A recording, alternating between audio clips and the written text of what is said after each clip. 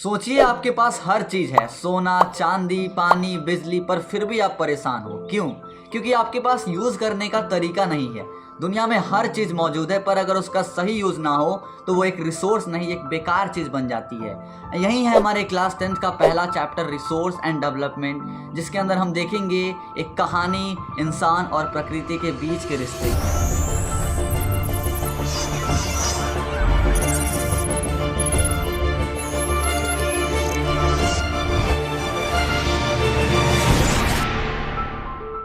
तुम्हारे आसपास की हर एक चीज रिसोर्स बन सकती है, बस एक शर्त है, वो तभी रिसोर्स बनेगी जब वो ह्यूमंस के काम आए। एनसीईआरटी के शब्दों में everything available in our environment which can be used to satisfy our need provided it is technologically accessible, economically feasible and culturally acceptable can be termed as resources. यानी कि हमारे पास एक प्रॉपर टेक्नोलॉजी होनी चाहिए ताकि हम उस रिसोर्स तक पहुंच पाए। इकोनॉमिकली फीजिबल यानी कि जब उस रिसोर्स को गैदर करने में जितना इन्वेस्ट करें उससे ज़्यादा हमें वो प्रॉफिट देनी चाहिए। और तीसरा, कल्चरली एक्सेप्टेबल यानी कि सोसाइटी उस रिसोर्स को एज अ रिसोर्स देखने के लिए तैयार होनी चाहिए। कि इस चैप्टर का नाम रिसोर्स एंड डेवलपमेंट है, तो एक सवाल यहाँ उठता है कि क्या रिसोर्स का डेवलपमेंट करना जरूरी है, और अगर हाँ तो क्यों जरूरी है। एनसीईआरटी के हिसाब से रिसोर्स तभी रिसोर्स कहलाती है जब वो ह्यूमंस के काम आए, और उसके लिए ज़रूरी है उसका डेवलपमेंट। आज के समय कई नेचुरल रिसोर्स इनडिस्क्रिमिनेट यूज़ के कारण ख़त्म हो रहे हैं, और अगर हमने उनका जुडिशियस यूज़ नहीं किया तो आने वाले फ्यूचर जनरेशन के पास कुछ भी नहीं बचेगा। इसी वजह से एनसीईआरटी कहती है कि रिसोर्स प्लानिंग इज एसेंशियल। तो आखिर में सवाल ये नहीं है कि रिसोर्स का डेवलपमेंट ज़रूरी है या नहीं, बल्कि ये है कि अगर आज हमने रिसोर्स के डेवलपमेंट और प्लानिंग नहीं किया तो कल क्या हमारे पास कुछ बचेगा भी? क्या बस हमें रिसोर्स का यूज करते चले जाना चाहिए? नहीं, हमें फ्यूचर का भी सोचना होगा। हमें इस बात का ध्यान रखना होगा कि आज जो हम रिसोर्स यूज कर रहे हैं वो आने वाले जनरेशन के लिए भी बचे, और इसी वजह से ज़रूरत पड़ती है सस्टेनेबल डेवलपमेंट की, यानी कि एक ऐसा विकास जो प्रेजेंट जनरेशन की नीड्स को पूरा करे बिना फ्यूचर जनरेशन की नीड्स को कंप्रोमाइज़ किए हुए। यानी आज हम जो डेवलपमेंट कर रहे हैं वो इस तरीके से हो कि आने वाली जनरेशन भी उसका फ़ायदा उठा सके, ना ज़मीन ख़त्म हो, ना पानी, ना हवा, सब कुछ एकदम बैलेंस में हो। इस कॉन्सेप्ट को लेकर 1992 में वर्ल्ड लीडर्स एक जगह इकट्ठा हुए, रियो डी जेनेरियो, ब्राज़ील, और यहाँ हुई एक इम्पॉर्टेंट इंटरनेशनल मीटिंग, अर्थ समिट। इस समिट का सबसे बड़ा आउटकम था एजेंडा 21।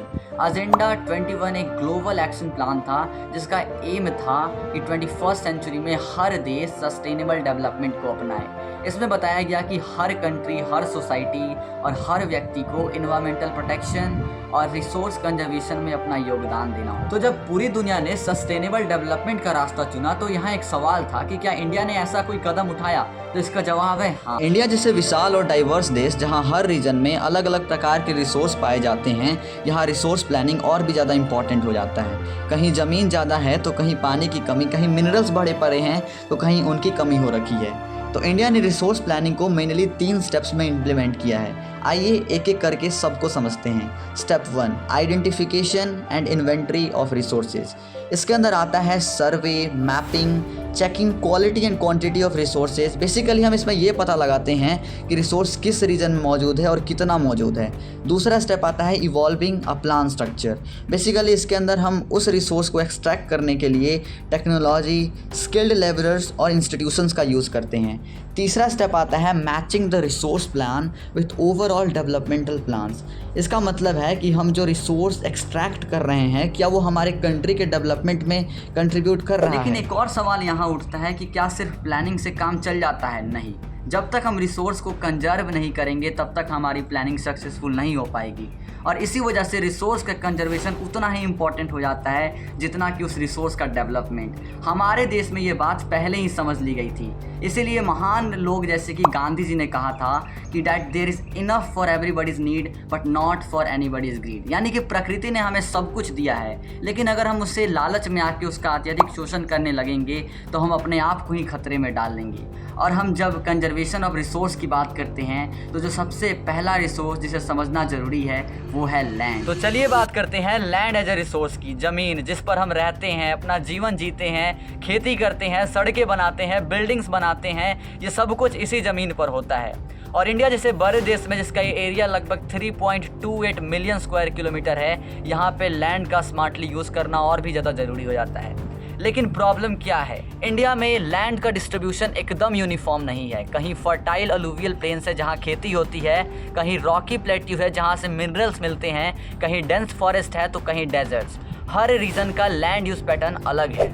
इंडिया में लैंड का डिस्ट्रीब्यूशन कुछ इस प्रकार से देखने को मिलता है। इंडिया के 43% एरियाज प्लेन्स है, वहीं 30% माउंटेन्स हैं और 27% एरियाज प्लेट्यू रीजन में आते हैं। पर दुख की बात यह है कि हमने लैंड का मिसयूज भी बहुत किया है। आज के टाइम में लैंड डिग्रेडेशन एक बड़ी समस्या बन चुकी है। इंडिया के लगभग 130 मिलियन हेक्टर्स लैंड डिग्रेड हो चुकी है, यानी कि या ये तो बंजर हो चुके हैं या फिर ये अपनी प्रोडक्टिविटी खो चुके हैं। पर यहाँ एक सवाल उठता है कि आखिर ये डिग्रेड हो क्यों रहे हैं। Over grazing, deforestation, mining activities, chemical fertilisers का ओवर यूज़ करना, वाटर लॉगिंग और सैलिनिटी के कारण ये डिग्रेड हो रहे हैं। पर अब सवाल है कि इसे रोका कैसे जाए, तो जवाब है लैंड कंजर्वेशन टेक्निक। लैंड को डिग्रेड होने से बचाने का सबसे बड़ा मेजर है एफॉरेस्टेशन, जितना पॉसिबल है उतने पेड़ को लगाना। दूसरा निकल के आता है मैनेजमेंट ऑफ ग्रेजिंग लैंड्स, जितने भी ग्रेजिंग लैंड्स हैं उन्हें सही रूप से मैनेज करना, उसी को मैनेज करना। तीसरा निकल के आता है प्रॉपर इरिगेशन, ओवर इरिगेशन ना करना, प्रॉपरली एक लिमिट में रह के इरिगेशन करना। चौथा निकल के आता है माइनिंग एक्टिविटीज़ पे कंट्रोल लगाना, यानी कि हम ओवर माइनिंग ना करें, हम माइनिंग एक्टिविटीज़ पे कंट्रोल लगाएं और इन कुछ मेजर्स का यूज़ करके हम लोग लैंड को डिग्रेड होने से बचा सकते हैं। अब चलते हैं ज़मीन के उस पहलू की तरफ जो हमें ज़िंदगी देती है, सॉइल, मिट्टी, जो एक दिन में नहीं हज़ारों सालों में बनती है। ये बनने का प्रोसेस स्लो होता है लेकिन इसका इम्पॉर्टेंस बहुत बड़ा। इंडिया में अलग अलग प्रकार की मिट्टियाँ मिलती है क्योंकि यहाँ का क्लाइमेट, टोपोग्राफी और वेजिटेशन अलग अलग है। तो चलिए एक एक करके सारे सॉइल के टाइप्स को समझते हैं। सबसे पहला आता है अलूवियल सॉइल। ये सबसे ज़्यादा फर्टाइल, सबसे ज़्यादा पाई जाने वाली सॉइल है। ये गंगेटिक प्लेन्स वाली एरिया में मिलती है, स्पेशली करके ये पंजाब, यूपी, बिहार और बंगाल वाले रीजन में देखने को मिलता है। ये क्रॉप्स के लिए बेस्ट होता है, चाहे क्रॉप्स पैडी हो या वीट। दूसरा सॉइल निकल के आता है ब्लैक सॉइल। इसे रेगुलर सॉइल भी कहते हैं। ये वॉल्केनिक रॉक्स से बनती है और कॉटन्स के लिए बेस्ट होती है। महाराष्ट्र, एमपी, गुजरात में पाई जाती है। तीसरा सॉइल निकल के आता है red and yellow soil. Iron की वजह से इसका रंग लाल होता है। ईस्टर्न एंड साउदर्न इंडिया में ये मिलती है। वाटर रिटेंशन रेट थोड़ा कम होता है, लेकिन अगर इसका सही से यूज़ हो तो ये बहुत ज़्यादा यूज़फुल हो सकता है। चौथा सॉइल निकल के आता है laterite soil. Heavy rainfalls area में बनती है लेकिन फर्टिलिटी कम नहीं होती है। टी, कॉफ़ी जैसी प्लांटेशन क्रॉप्स के लिए बेस्ट है। पांचवा सॉइल निकल के आता है mountain soil and desert soil भी होते हैं, जिनकी खासियत और उनके रीजन्स के अकॉर्डिंग होते हैं। पर एक प्रॉब्लम यहाँ भी है, सॉइल इरोजन। जब हवा या पानी मिट्टी को अपने साथ बहा ले जाती है तो सॉइल अपनी क्वालिटी खो देती है। सॉइल कंजर्वेशन के लिए भी कुछ इंपॉर्टेंट मेजर्स हैं, जैसे कि terrace farming, strip cropping, counter plugging, afforestation. ये सब एक बेस्ट मेथड्स है जिससे हम सॉइल को बचा सकते हैं। तो दोस्तों, रिसोर्स एंड डेवलपमेंट नाम का ये चैप्टर सिर्फ ज़मीन, मिट्टी और पानी की बातें नहीं करता है। ये एक सोच की बातें करता है, एक ऐसी सोच की जो बताती है कि क्या हम अपने रिसोर्स का यूज रिस्पॉन्सिबिलिटी के साथ कर रहे हैं, और अगर नहीं कर रहे हैं तो ये एक बहुत बड़ी दुर्घटना का कारण बन सकता है। उम्मीद है कि आपको ये वीडियो पसंद आई होगी। अगर आपको ऐसे ही वीडियोस पसंद है तो आप हमें सब्सक्राइब कर सकते हैं, क्योंकि फ्यूचर में हम ऐसी वीडियोस लाते रहेंगे। तब तक के लिए stay tuned, stay curious, bye bye.